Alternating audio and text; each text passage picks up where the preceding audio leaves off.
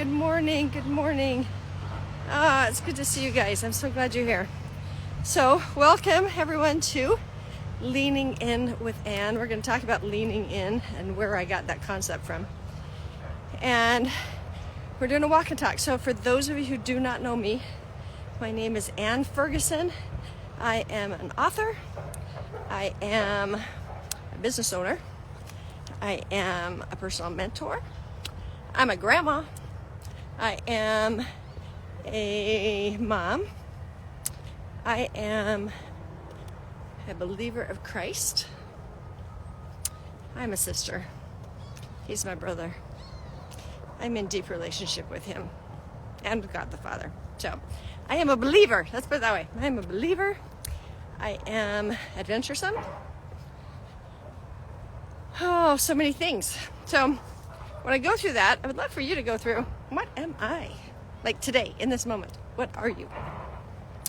All right, before we get into the leaning in thing, I must tell you about my success story about emotional maturity. So those of you who are just joining, one of the things that we work on is emotional maturity. Why? Because we were raised by emotionally unavailable and kind of immature parents. Not that they were immature in the way that they provided and stuff, but they didn't have the capacity, nor did they think it was important to hold emotion for us, right? And to allow us to express emotion and to feel it. And so we never learned. And we were invalidated most of the time because they had a better way of doing things. They knew more. They had more wisdom, so they guided us. So our perspective was kind of not taken into account because we were just little, we didn't know, and our feelings were largely discounted. But it wasn't just that. Our feelings are just stop it, stop throwing a fit, stop. Okay, so last night I got to go and babysit my grandchildren yesterday. Now, one of my grandbabies just turned 5, and right before Mom and Dad left, they gave her a present because they had been to Disneyland. Mom and the girls had been to Disneyland, and they came home, and Daddy had brought a present. Even though the birthday party is tomorrow, she's like, I know you have a present for me, Daddy. I want it. So they finally gave it to her. It was real makeup. It's a little makeup kit. Real makeup to play in. Well, her older sister, who is 6, oh my gosh, best thing ever, wanted it. The 5-year-old's like, no, it's mine. And there we go. Parents leave. And there's a pinch, there's a scream, there's a slamming of a door, there's all sorts of chaos going on. And what I wanted to say to the 6-year-old was, hey, that's hers. You know, it's her birthday. Just let her have it. In other words, don't feel what you're feeling. Okay, so instead of that, I went, okay, what is she feeling? Like, what would I feel? And I went, oh, I know what this is. So I said, hey, sweetie, you know when you want something and you can't have it because it's not yours and they're not willing to share yet and it's new? She goes, ooh, like her. And I said, yeah. And I said, do you know what that feeling is? And she goes, I go, it's called jealousy. Right now you're feeling jealous, right? You're feeling jealous. That's what this feeling is. I go, I don't like to feel jealous. Do you like to feel jealous? She goes, no. I go, yeah, I don't like it either. It's not a great feeling. So, what do we need to do about this? She goes, I don't know. And I go, I know, I don't know either. Because here's the thing. She got to have that today. And I'm sure that she'll share eventually, but when we have something new, we kind of want to have it all to ourselves to explore it. And then you feel jealous. Do you know what? It's totally okay that you feel jealous right now. So just know it's okay to feel jealous. She goes, it is? And I go, it is. It's okay to feel jealous. It's okay to give her a little time. What do you think? And it's like there was no fights. There was no fits. She didn't go towards the 5-year-old anymore. She was able to just kind of let go. It was fascinating to watch, guys. So I just want to say that my theory is proving true. When I am willing to accept my emotions and understand what I feel in any given moment, then I have the ability to show up differently and support somebody else when they're feeling it. The big thing is I didn't make her wrong. I just helped her understand. This vibrational energy that doesn't feel comfortable in your body, it's called jealousy. And I feel jealous too, sometimes. And it's okay to feel. Okay, so another win, another big win is later on, the 5-year-old went in and started playing with the makeup. And there were some other presents that the 5-year-old had gotten. One was a horse and one was a Barbie. And she says, I'll just play with this. And so she was trying to navigate her stuff, right? And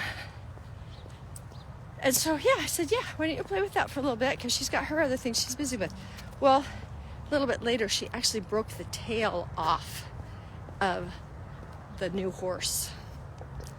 And she comes to me and she goes, I'm really sorry. I didn't mean to do this. I didn't mean to do this. And I'm like, yep, okay. So that's unfortunate. So I looked at it and go, yeah, it's broken. I said, so what we need to do now is you need to go and tell her, show her, okay, don't hide it. You need to go show her that it's broken and let her know that you didn't mean to. And listen, if she's upset because it's her new toy and it's broken, it's totally okay if she's upset. So it's okay if she gets a little upset, okay? But she need to go. She goes, okay. She bounces in.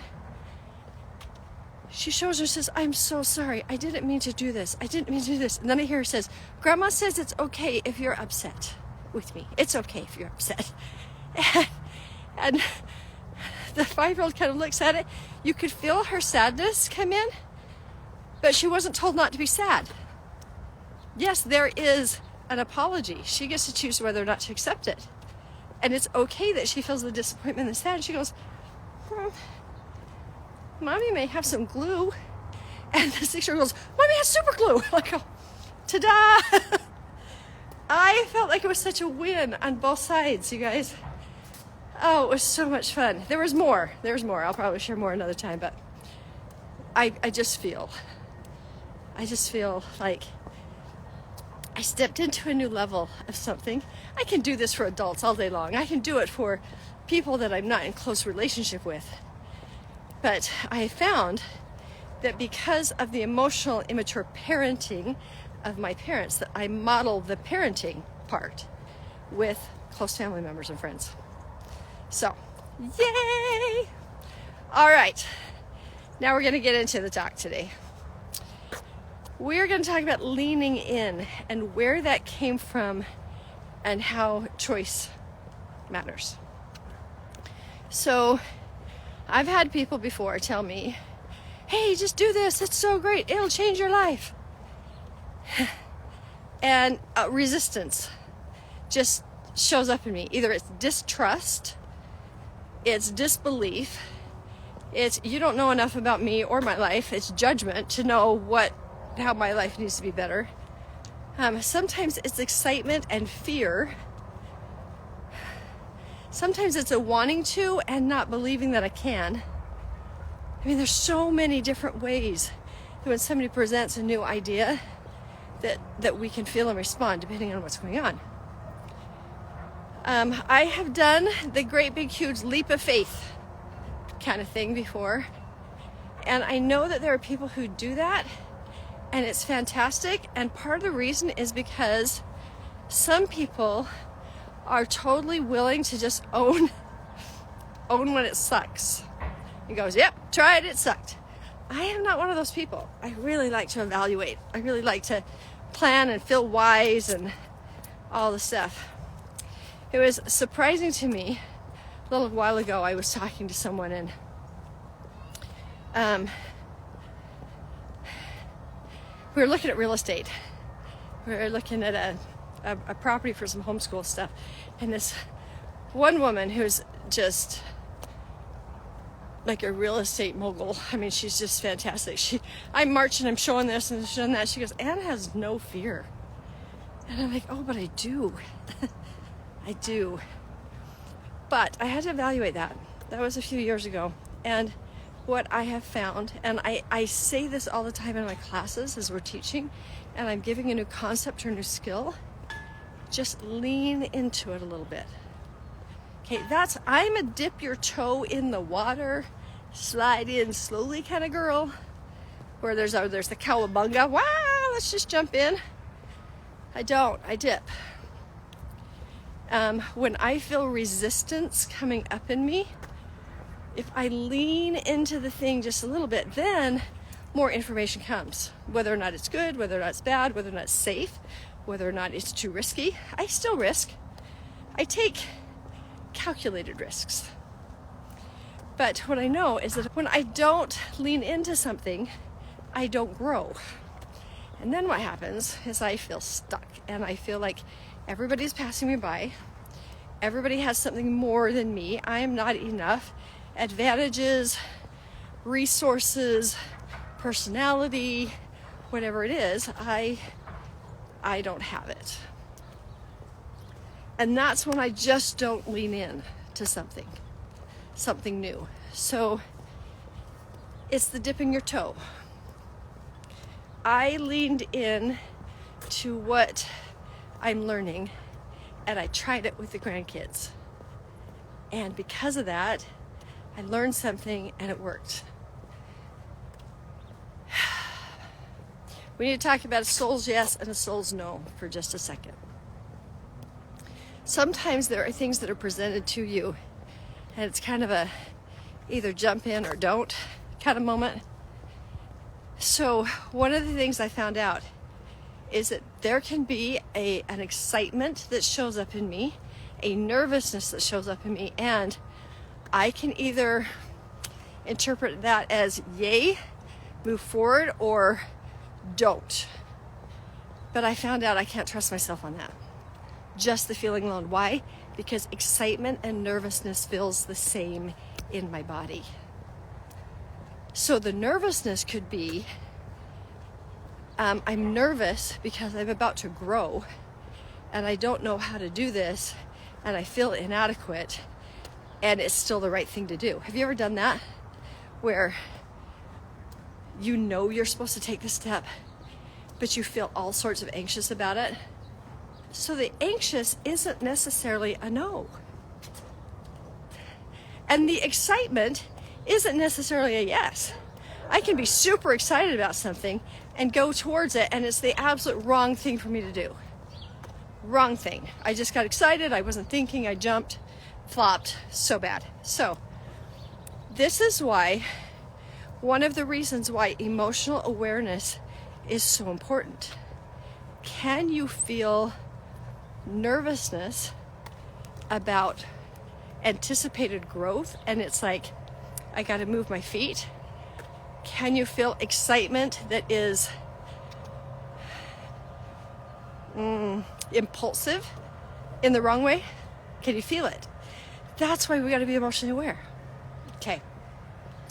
There's something called a soul's yes and a soul's no that helps me in big decisions on what to do.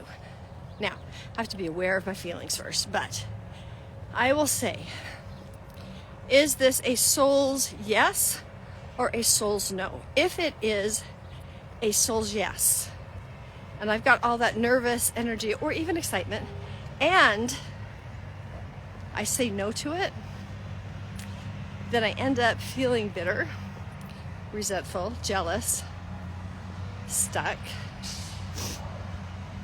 kind of invisible, weak. If I say no to a soul's yes, even if that yes feels way too big for me in the moment, that's a problem. If I say yes to a soul's no, so a soul's no, it's an interesting thing because for me, a soul's no is not nervous at all. It's just like, nope. And I can go, oh, but I really want that. I really want to do that. Can I do that? No. And it's not nervous. It's kind of just restrictive. No. And it's calm.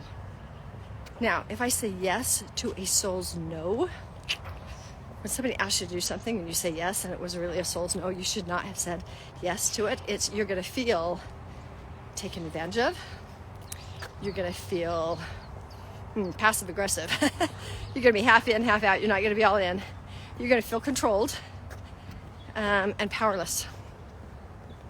So what I have discovered about the soul's yes and soul's no is when I ask in that way about a soul's yes or a soul's no, and I really listen, I can tell the difference between the two. I know when I need to say yes to something that is freaking me out. And I know when to hold back when something's like, no. The confusing thing is that unless you know this, the fear that comes up for growth can feel like, oh, no, this means I'm not supposed to do it. I'm not supposed to do this thing. It's like really tricky. So, getting emotionally aware, and when you get the chance, just lean in. I'm going to lean into this a little bit and see what I think about it. When you are stepping into something that is growth, I will tell you, it feels like a terror barrier. Like it feels like terrifying and something you shouldn't do when you bounce back off. This is especially if you've got a new idea that's going to make you grow, and it's all exciting in the beginning, and then you come against one thing and the doubt and the fear and all that kind of stuff starts to creep in, right? Yeah. It is not actually, if you're sitting in a soul's yes and you experience that, it's not a terror barrier. It's just called the quiver of growth. That's it. So when a seed is planted in the ground, that's the idea.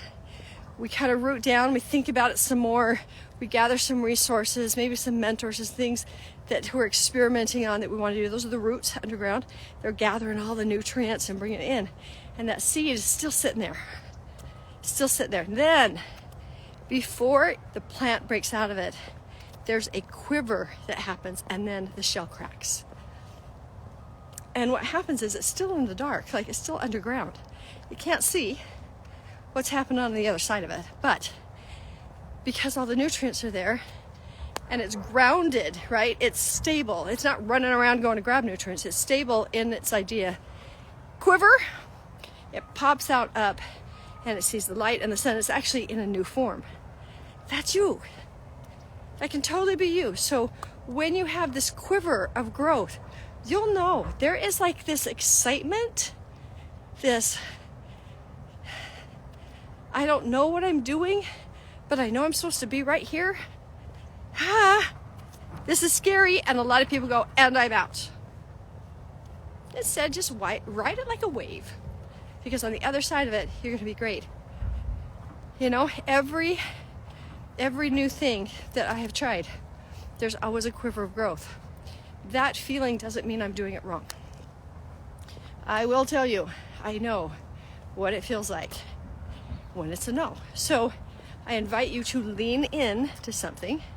Let's dip your toe into this and ask God, what does no sound like? When he's telling you no, what does no feel like to you?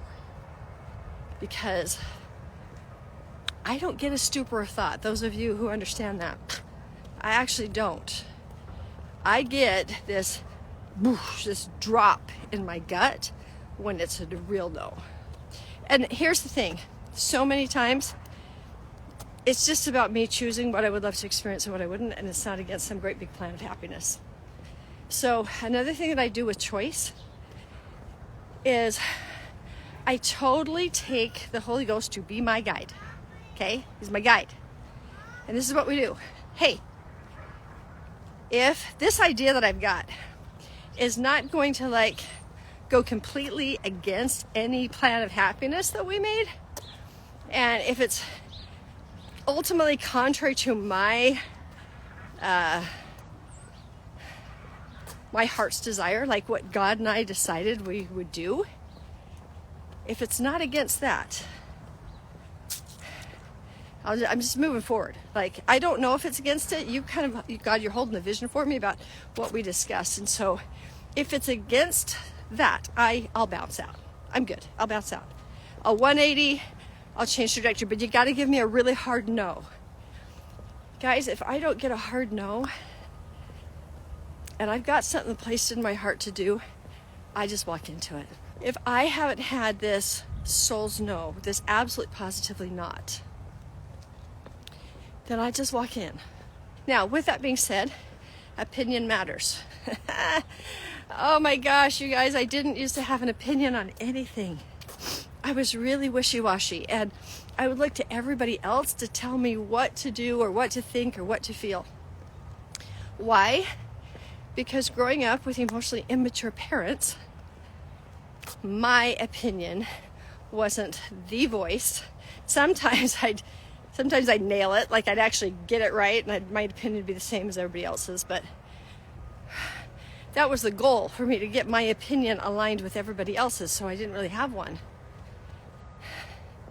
When I didn't have an opinion, when I didn't know what I wanted, what made me feel good, I actually couldn't communicate. And then I felt invisible, and I felt like everybody controlled me, and I was kind of at the whim of what everybody else, especially strong voices, what everybody else wanted. So there was a moment. I was at Home Depot, and this is right in kind of a wonky little period of my life where we were basically in-house separation going on. My ex-husband had very, very strong opinions, and I leaned upon those for guidance. Oh, if he believed this, he was guided. So I should follow the guidance of my husband. And so I had learned to acquiesce my particular opinion about things in support and in sustaining and all of that kind of stuff. I lost my own opinion. Okay, so I was at Home Depot, and I decided I was going to redo my kitchen. Now, my kitchen was a hot mess, and we lived in a really shambly townhouse. And I was just going to try to paint the cabinets and update it. Like, it wasn't like redo. It was just some paint. And I had never painted. And it made me really nervous. I had this Quiver, and decided I wanted them white. And I was looking for door pulls. We didn't have any door pulls on the cabinets. And I'm standing in front of the panel of the door pulls, and I'm looking, and I start getting panicked, and I start getting overwhelmed, and I start retreating. And I had started to learn how to be aware of what was happening. And I'm like, what in the world? Why am I all of a sudden, I'm just staring at door pulls. Why am I overwhelmed? What is this? And then I realized I was searching for which one would be right according to someone else's opinion. And I stopped and I go, oh my gosh. If there was nobody by the name of my ex-husband's name, what dang door pull would I like? It's like I gave myself permission to have an opinion. It was so freeing. It was one of those epiphany moments that somebody else, I know this sounds, on the outside, of course you can have your opinion, somebody else can have theirs. But when it comes down to real life, when your opinion was invalidated and you needed to do what everybody else wanted you to do, to keep the peace or to make them happy or to whatever, I didn't have an opinion. This has translated big time into me as a business owner. The first part of my owning Joyful Heart mentoring, I had a business partner. She had a very strong voice, and I would lean on her a lot to give me guidance and help. And I'm like, oh, she knows more than me. I'll do what she wants. And yet it didn't sit right. It wasn't me. And I'm like, well, I'm just not as sophisticated. I'm not as business savvy. I'm not as this. And so I continued to, even though I was the business owner, I continued to let her guide what was happening. And then out of nowhere she left. And it was one of the most freeing things of my life. And it was because I realized that every decision I was checking in with her to see what she felt, so that she felt like she had a voice, and I was, she was important to me, and I was doing all of this. And I finally just got to make a decision that was mine. And I started to trust that God was working with me. And I got really clear about my value system and what I wanted. And then I had to grow into it. It wasn't comfortable. And people who aligned with what I wanted the most actually started showing up. And it feels wonderful to be supported in my opinion. That doesn't mean I don't listen to other people's opinions. In fact, my leadership style, we're going to end with this, my leadership style is Jean-Luc Picard. There's a problem presented of universal importance. And he says, number one. And number one gives his opinion. And then he goes, Deanna Troy, she's got the emotional stuff. Tell me. And then data, all of the head knowledge. What do you think? What are the recommendations? And then security, Worf. And then he ponders it. And with a surety, as he's aligned with the prime directive or whatever he believes as the captain, he says, make it so. And he will own all of the decisions and what the repercussions are and all of that. I love that leadership style. I have an opinion, and I know that God is working through me as I move this business forward. I know it. And it's so freeing to have my own opinion. It's so freeing to be able to make decisions based on my values, based on what God's put in my heart and how I show up. I am a service-driven business. So if you would love some help with choice, 2 things. Number 1, lean in, check in with a soul's yes and soul's no, and then dip your toe in to see if whatever the choice is actually feels good to you. If it doesn't feel good to you, make another choice. And we're going to end with this. Guess what? You will never, ever, ever, ever, ever, ever, forever and ever, ever, hope you got that, never run out of choices. You can always choose again. So even if you make a decision and it doesn't go well, all is not lost. You learn and you choose again. And then you choose again. If you know how to hear you, and you know what your opinion is, and you know what your values are, and you work with God about Him telling you no, Him correcting you and helping you, man, everything you do is in alignment, and you can have power and influence. You are supposed to have power and influence in your own little way. So I'm going to invite you to lean in to a Joyful Heart Masterclass. It supports you in changing and growing and becoming emotionally mature and aware and connected, not only in your brain, but in your heart. That is the seed of it all. So if you have a lot of thinking going on and you don't know what you feel, please join me. I would love, love, love to support you. Right now, I'm talking to you, not just the people that are here on the live. I'm so glad you're here. But if you watch this later, lean in, check in. Is this something I should be doing right now? Check in with soul's yes or soul's no. A soul's yes can be scary. It can.